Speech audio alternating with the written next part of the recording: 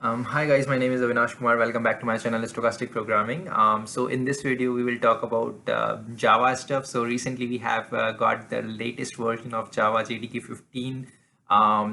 In this video, we will not gonna discuss those. I am creating a separate video for that. But it is important, being as an application developer, we need to understand in which manner Java folks actually release those new features, so that it will be easy for us to use those features, and how to get advantage from those. So as we all know, Java software standard edition platform has a global reach, right? And given its depth and breadth, new features have not only be designed in a clear and complete manner, but it should be implemented in a reliable and maintainable manner, so that in future, if there is any changes related to those, components, it should be easy for the folks who are working for Java OpenJDK. It should be easy for them to maintain. And also in terms of an application developer, we cannot afford any serious, design flaw or any defect in those features, because at the end,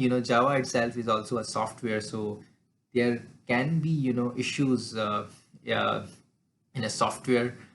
So it's there is a famous saying that if you're writing, if you don't want any defects in your code, don't write any code itself. So obviously, being as an application developer, whether you are a desktop application developer, web application developer, or even you are an Android developer, we as a developer cannot afford, right? So there are the several categories on the basis, the new feature or the new or the new improvements actually, come for the existing features. So what are those and why it is important to understand? So we will discuss in this video. So first one is, the preview. So these are the features which are, completely specified, but they are, not fully, they are actually fully implemented, but the Java folks or the people who are working for Java, they actually, look for improvements, because obviously the community itself is really huge. So few developers of, Java cannot decide what features, should be part as a permanent feature. So obviously there are, they look for the feedback. So that's the reason they release in the preview version, or it's more like a beta release, right, for those features. So which is why the next thing is the experimental. So this category is mainly assigned for new features in the JVM hotspot JVM. So and the third and the last one is the incubating. So this category is potentially for the new APIs and the JDK tools. We saw in the case of the JShell or JLink. So this is for those features. Now, you might have this question, hey Avinash, why are they managing, three different categories? And also on top of that, besides these three categories, there is one other category which we call as other. So all those, improvements or the new features which do not fit, in those three categories, they are part of that fourth category. So now you might have this question that, hey, why can't they just release, as everything as a part of beta release, and when those features are mature, they make it as a part of, the standard API. Well, that's a good question, but the thing is, if we see, Java itself is actually a universe, and within that universe, we have so many galaxies. Within those galaxies, we have so many solar systems, and within those solar system, we have many planets and, countries, cities, and all those things. So, long story short, the thing is, the Java folks or the Java developers who are working on OpenJDK and the new features, they have actually designed a well-designed mechanism, so it is easy for them and for us to, manage things. In case of the preview, whenever there is any change or new feature that is released as Java language feature or Java standard API, they release as a preview feature.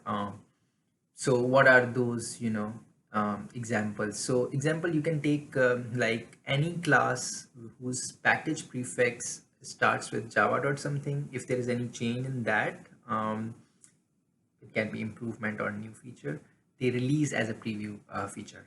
So we saw in case of the text blocks and the records, those are completely new things. So they released as a preview feature in JDK 14.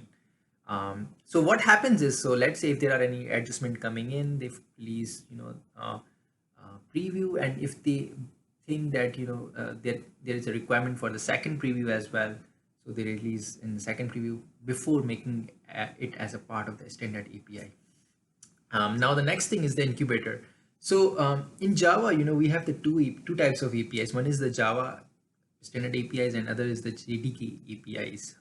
Often when we say term Java API, we refer both. But here in this case, if we see any change in the JDK APIs, they release as an incubator. So what they do is, um, these type of changes or the new features, they first put in jdk.incubator package, and later on when the adjustments or improvements are incorporated, they move it either as a Java API or the JDK API. We saw in the case of the flight recorder, they did this thing, and tools like JShell and JLink, they also did the same thing. They first release as an incubator, and so on. Now the third one is the experimental. So as I mentioned earlier, any change in the JVM itself, let's say they recently introduced the Z garbage collector. So in case of the experimental, why they give this term is, they actually use iterative approach instead of waterfall. They use agile approach to release those features, because JVM is critical component, and they look for more feedback from the developer. So often what they do is, they release for one specific platform, they get the feedback, they incorporate those feedbacks, and release it for other architecture. So in case of Z garbage collector, initially they release for Linux environment only, and then now I believe it's available for other environments as well. So this is what, and on top of that, what whenever the new feature is released, being as a developer, in order to use those, we need to provide the flags explicitly, since they are still in the development phase. So by default they are not enabled. As long as they are complete and part of the standard API, they are available by default. So this is all. In this video we cover what are the different categories when a new feature comes into the picture. So in the next video, what I'll do is I'll create a video for the new features released in JDK 15. We will see what are those features. I'm excited for that, so stay tuned. And also, if you haven't liked, share, and subscribe to my channel, please do it now, and don't forget to press the bell icon. Thank you.